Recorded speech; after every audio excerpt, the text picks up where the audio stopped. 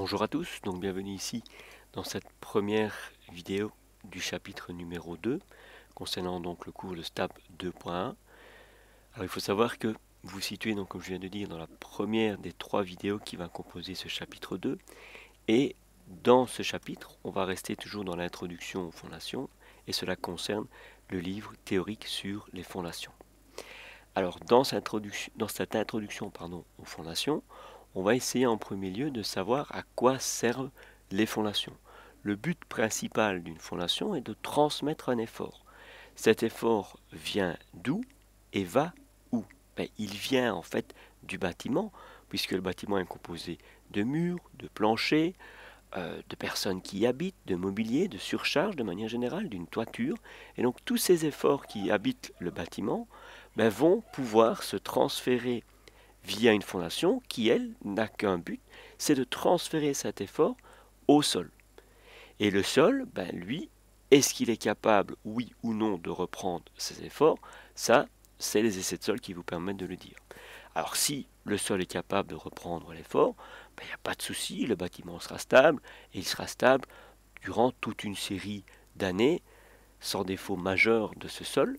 Si maintenant, dès le départ, le sol n'est pas capable de reprendre la charge, là alors on est obligé vraiment d'essayer d'envisager des systèmes structurels qui vont peut-être être capables d'améliorer cette relation entre les efforts et la reprise par le sol de cet effort. Ça peut être par une fondation qui est une fondation en pieux, une fondation profonde, ça peut être par une amélioration du sous-sol d'assises, ça peut être par un système de reprise en sous-œuvre. Donc il y a vraiment toute une série qu'on verra dans la suite des chapitres de ce livre de fondation qui vont vous permettre de reprendre les efforts même s'il n'y a pas la capacité au départ de pouvoir les reprendre. Alors, dans la classification même de ces fondations, vous allez voir qu'il existe deux familles qu'on va détailler dans la suite ici de cette vidéo.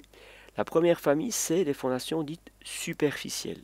Et la deuxième famille, c'est les fondations dites profondes. On va voir quelles sont les différences qu'il existe entre l'une et l'autre. Mais de manière générale, il est important de comprendre qu'une fondation, dans ses caractéristiques intrinsèques, vont dépendre de la configuration du bâtiment. Alors, qu'est-ce que j'entends par la configuration du bâtiment? On ne va pas mettre les mêmes types de fondations pour un abri de jardin acheté dans un magasin de bricolage vis-à-vis d'un building de 5 étages, qui sont des buildings à appartements. Les fondations ne vont pas être de la même dimension, ne vont pas être de la même épaisseur. Si je reprends toujours l'exemple, on va dire de l'abri de jardin, sur un sol qui est rocheux, je vais pouvoir me permettre une fondation qui est moins épaisse que sur un sol qui est marécageux, où là je vais devoir me permettre une fondation qui est peut-être plus épaisse. Donc le sol va aussi avoir une caractéristique importante. Par exemple, la durée dans le temps aussi va avoir une importance. Si je fais un bâtiment provisoire, je vais peut-être avoir des fondations qui vont être un petit peu moins renforcées que si c'était un bâtiment qui va devoir être là durant toute une série d'années, 100 ans, 200 ans, 400 ans, j'invente. Mais toujours de manière générale, on va respecter une idéologie qui est une idéologie d'équilibre entre les efforts N qui proviennent de votre bâtiment et la réaction du sol R vis-à-vis de cette amenée d'efforts qui proviennent du bâtiment. Donc il y a toujours une notion d'équilibre à avoir entre les efforts N et la réaction du sol R. Et c'est cet équilibre qui va déterminer si votre bâtiment est stable ou pas. Je vous prends l'exemple ici d'une coupe que j'avais réalisée par rapport à une crèche, donc au niveau supérieur ici, et ici des sous-sols classiques de base. Et donc on voit ici apparaître un effort N qui provient donc de la structure du bâtiment et qui va s'appliquer sur le sol qui lui vous donnera une résistance R. Mais comment savoir la largeur qu'on va donner à notre fondation? Ça va dépendre de l'intensité de l'effort N. Et comment est-ce qu'on peut calculer l'effort N? Il faut savoir que cet effort N est un effort qui provient de la composition du mur, que je vous ai mis ici en bleu, d'une partie de la toiture que je vous ai mis en jaune, d'une partie du plancher où vont courir les enfants et où il y a le mobilier en rouge, et du mur de cave avec la fondation en brun. Donc tous ces efforts-là vont amener un effort qui va devoir être repris par la réaction du sol R. Alors, de manière générale, comme je vous ai dit, on va vraiment essayer de classifier deux familles de fondations. Cette fondation va, la plupart du temps, être en fonction de sa profondeur dans le sol. Je m'explique. Vous allez avoir ici, sur la gauche, en bleu, une fondation dite superficielle. Pourquoi? Alors, par rapport au niveau 0 que je vous ai mis ici en brun, donc on le voit ici en surligné brun, on a une profondeur où se situe la fondation, ici en l'occurrence une semelle, qui n'est pas très élevée. Donc on est vraiment très proche du niveau 0, de l'ordre de 80 cm dans la plupart du temps. Et donc en fait on s'aperçoit que cette fondation a une largeur B et une épaisseur que moi j'appelle H, mais qu'on aurait pu appeler E sans aucun problème. Et on voit qu'en fait avec ces fondations superficielles, la largeur B est toujours plus grande que l'épaisseur H. Ça c'est une conduite à mettre vraiment dans vos esprits. Fondation superficielle, la fondation est plus large qu'épaisse. Si je regarde sur la droite du schéma, je m'aperçois ici en rose que j'ai une fondation qui est vraiment pas large, mais qui est très profonde. On a par rapport au niveau 0 en brun que je vous ai surligné, une fondation qui peut même parfois être très proche, voire toucher ce niveau 0. Et on a des dimensions que vous voyez H et B, qui là sont à l'inverse de ce que j'avais écrit en bleu. Ici, dans une fondation profonde, la largeur B de la fondation est très petite par rapport à la longueur et l'épaisseur, si vous voulez, H de la fondation. Donc, dans une fondation profonde, on a une très grande longueur de fondation et une très petite largeur, H plus grand que B dans les fondations profondes.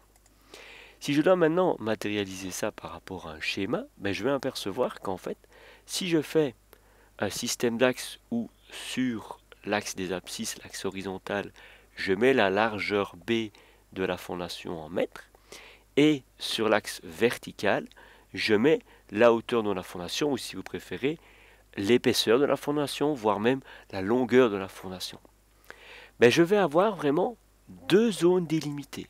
Une première zone ici en rose qui sera les fondations superficielles, dans laquelle on aura en fait une épaisseur, ou on va dire une profondeur, si vous voulez, d'enfouissement de la fondation, qui devra être inférieure à 3 mètres, ou qui sera délimitée par un rapport H sur B inférieur à 6.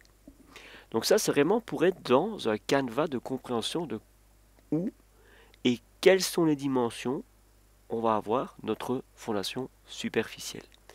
Alors quand c'est par contre la zone en bleu, pour les fondations profondes, là en fait on a un rapport H sur B qui est supérieur à 6, donc on va avoir vraiment une fondation qui est très petite en termes de largeur ou de diamètre, mais par contre qui est très longue du point de vue de la profondeur d'enfouissement dans le sol.